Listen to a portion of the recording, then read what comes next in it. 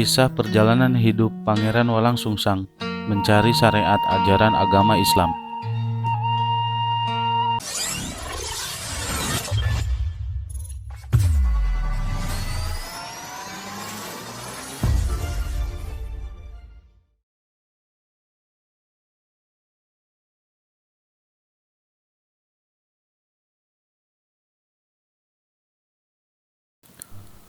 Pangeran Walang Sungsang adalah putra Prabu Siliwangi dan ibunya adalah Ratu Subang Larang yang beragama Islam.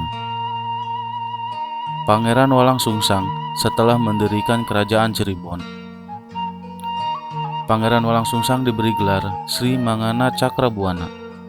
Pangeran Walang Sungsang juga dikenal dengan nama Pangeran Cakrabuana dan Mbah Kuwu Sangkan.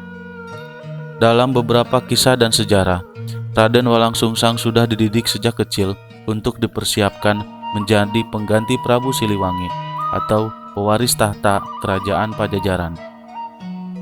Walang Sungsang yang memiliki kecerdasan dalam kepemimpinan, ia juga menguasai ilmu kesaktian yang diajarkan oleh guru-gurunya. Dan ia juga mendapatkan ilmu kesaktian yang diajarkan langsung oleh ayahandanya, Prabu Siliwangi. Namun ketika beranjak dewasa, Pangeran Walang Sungsang mengalami kegelisahan dalam batinnya. Ia merasakan kekosongan dalam hidupnya, meskipun ia berada di istana megah kerajaan. Suatu ketika dalam tidurnya, Pangeran Walang Sungsang bermimpi bertemu dengan seorang laki-laki yang memperkenalkan sebuah ajaran baru kepadanya, yaitu ajaran agama Islam. Dalam mimpinya, Pangeran Walang Sungsang merasakan kehangatan, kedamaian, serta cahaya yang menerangi jiwa sang pangeran. Lalu ia menceritakan tentang mimpinya tersebut kepada ibunya, Nyimas Subang Larang, serta adiknya, Lara Santang. Nyimas Subang Larang sangat senang dan bersyukur, karena itu adalah hidayah buat anaknya, yaitu Pangeran Walang Sungsang, untuk menjadi seorang muslim, sebagaimana agama yang ia anut. Nyimas Subang Larang pun memberikan penjelasan tentang mimpi anaknya, bahwa agama tersebut adalah ajaran agama Islam, agama Allah Subhanahu wa Ta'ala yang dibawa utusannya, yaitu Nabi Muhammad Rasulullah Shallallahu Alaihi Wasallam. Walang Sungsang sering mengalami mimpi yang sama, mimpi bertemu dengan sosok laki-laki yang mengajarkan ajaran agama Islam kepadanya. Dalam beberapa kisah, sosok laki-laki tersebut adalah Nabi Muhammad Shallallahu Alaihi Wasallam. Ada juga yang mengatakan dalam beberapa kisah, sesosok laki-laki itu adalah Syekh Nurjati yang kelak akan menjadi guru Pangeran Walang Sungsang, seorang ulama yang bertempat di Cirebon. Pangeran Walang Sungsang semakin yakin untuk memperdalam agama Islam lebih dalam lagi. Dan akhirnya ia pun memilih keluar dari kerajaan untuk berkelana mencari dan belajar agama Islam, meskipun ia adalah putra mahkota kerajaan. Lalu ia pun bercerita, serta meminta izin ke ayahandanya, Prabu Siliwangi, perihal niatnya itu. Dengan berat hati, sang Prabu mengizinkan putranya itu untuk mencari jati diri, serta menempuh jalan hidup dengan mencari guru untuk belajar ajaran agama Islam. Untuk mengganti tahta kerajaan Pajajaran, Prabu Siliwangi menunjuk Surawisesa, putra beliau dari istri Nyimas Kentring Manik. Perjalanan spiritual Pangeran Walang Sungsang dalam mencari guru untuk mengajarkan ajaran agama Islam melalui lelana atau berkelana, itu adalah merupakan tradisi bagi para pejuang kebatinan pada masa itu. Dalam perjalanan, Pangeran Walang Sungsang bertemu seorang resih atau pendeta yang bernama Sang Danuwarsih. Lalu, Walang Sungsang mengabdi dan berguru kepadanya demi untuk menemukan ajaran agama Islam yang ia cari.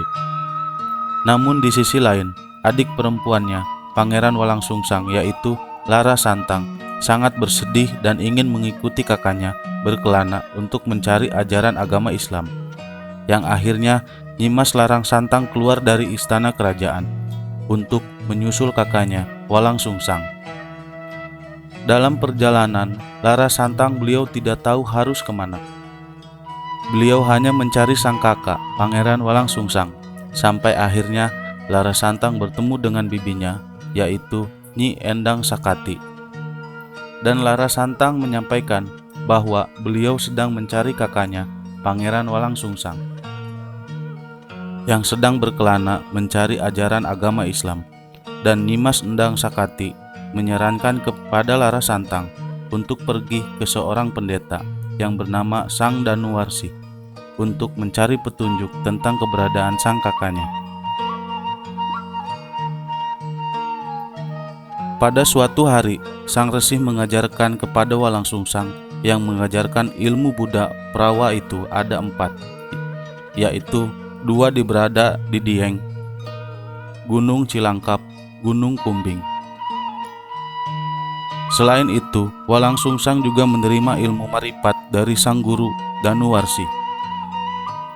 Namun, untuk ilmu ajaran agama Islam, yang Pangeran Walang Sungsang yang paling dicari, Sang Danuwarsi tidak mengetahui ajaran yang dicari Walang Sungsang, yaitu ajaran agama Islam. Sesaat sebelum Pangeran Walang Sungsang melanjutkan perjalanan untuk mencari syariat ajaran agama Nabi, Dewi Lara Santang pun datang ke tempat Resi Danuwarsi yang akhirnya bertemu dengan kakaknya Walang Sungsang. Walang Sungsang akhirnya dinikahkan oleh Sang Danuwarsi dengan putrinya, yaitu Nyi Endang Gelis. Dan Walang Sungsang diberi juga cincin ampal oleh Sang Danuwarsi sebagai tanda murid dan pusaka untuk bekal dalam perjuangannya. Pangeran Walang Sungsang berganti nama menjadi Syekh Abdullah dan diperintahkan untuk pergi ke Gunung Ciangkep untuk melanjutkan perjalanannya. Pangeran Walang Sungsang beserta istri dan adik perempuannya pergi ke Gunung Ciangkep untuk bersemedi dan bertapa. Dalam bersemedinya, Walang Sungsang bertemu seorang pendeta dan menyampaikan tujuannya itu untuk belajar syariat kepada Kanjeng Nabi Muhammad. Namun pendeta itu tidak mengerti akan ilmu tersebut yang dimaksud Pangeran Walang Sungsang, hanya mengetahui tentang riwayat hidup Nabi Muhammad saja. Sang pendeta pun mengatakan kepada Walang Sungsang bahwa kelak ia akan menjadi seorang mulia serta menjadi seorang pemimpin sebuah kerajaan. Dan Raden Walang Sungsang diberi pusaka golok cabang dan diberi nama Kiai Sangkan. Di tempat ini, Walang Sungsang bertemu dengan seorang naga yang sedang bertafakur menjaga pusaka kuno milik para dewa. Walang Sungsang menjelaskan maksud tujuannya, yakni mencari agama Nabi Muhammad. Namun, sang naga tidak mengetahui hal tersebut. Melihat kebaikan dan pancaran cahaya di dalam tubuh Pangeran Walang Sungsang, sang naga pun lalu memberikan pusaka yang ia jaga selama ini, berupa pusaka, wunggul, wadong, dan kopiah waring. Pangeran Walang Sungsang melanjutkan perjalanannya untuk pergi ke Gunung Cangak atas anjuran sang naga. Sampai ke Gunung Cangak, beliau bertemu burung bangau Jejadian atau yang merupakan jelmaan seorang raja jin. Setelah menceritakan maksud kedatangannya, Pangeran Walang Sungsang disarankan untuk pergi ke Gunung Amparan Jati. Namun, sebelum pergi, Walang Sungsang diberi pusaka berupa piring panjang, pendil, baja oleh sang naga bangau. Dalam perjalanan menuju Amparan Jati, Pangeran Walang Sungsang mendengar lantunan ayat-ayat suci Al-Quran, entah dari mana asalnya. Ia pun terus mencari sumber suara itu yang semakin terdengar jelas. Akhirnya, Raden Walang Sungsang di Gunung Amparan Jati bertemu dengan seorang Syekh Datuk Kahfi atau Syekh Nurjati yang selama ini dia cari. Perjalanan Raden Walang Sungsang dalam mencari syariat ajaran Nabi Muhammad pun tercapai dengan bertemunya Syekh Nurjati, seorang guru mursid yang akan mengajarkan ajaran agama Islam serta membimbing menjadi manusia yang mulia. Lalu, Syekh Nurjati mengajarkan 2 kalimat syahadat dan mengajarkan berbagai ilmu agama dari syariat sampai ajaran tasawuf. Setelah dirasa cukup dan lengkap ilmu yang diajarkan Syekh Nurjati, Pangeran Walang Sungsang diberi gelar dengan nama Saumadullah, dan ia pun diperintahkan untuk menyempurnakan ilmu agamanya untuk berhaji ke tanah Arab. Kemudian Walang Sungsang pergi ke tanah suci dengan adik perempuannya, Lara Santang. Kemudian Lara Santang dipersunting oleh penguasa Mesir, yaitu Syarif Abdullah, yang kelak akan melahirkan Syarif Hidayatullah atau Sunan Gunung Jati. Pangeran Walang Sungsang kemudian membuat sebuah pedukuhan di kebun pesisir, yang pada saat itu dipimpin oleh seorang kuwu atau kepala desa, yakni Ki Dau Sela atau Ki Gedeng Alang-Alang. Pangeran Walang Sungsang sebagai pangraksa bumi atau wakil dari Ki Gedeng Alang-Alang diberi gelar Pangeran Cakrabuana. Setelah Ki Gedeng Alang-Alang meninggal, Walang Sungsang diangkat menjadi seorang kuwu, lalu dikenal banyak orang dengan nama Mbah Kuwu. Seiring berjalannya waktu, daerah yang dipimpin Walang Sungsang menjadi maju dan sejahtera. Ia membangun Kuta Kosot atau susunan tembok bata merah tanpa spasi.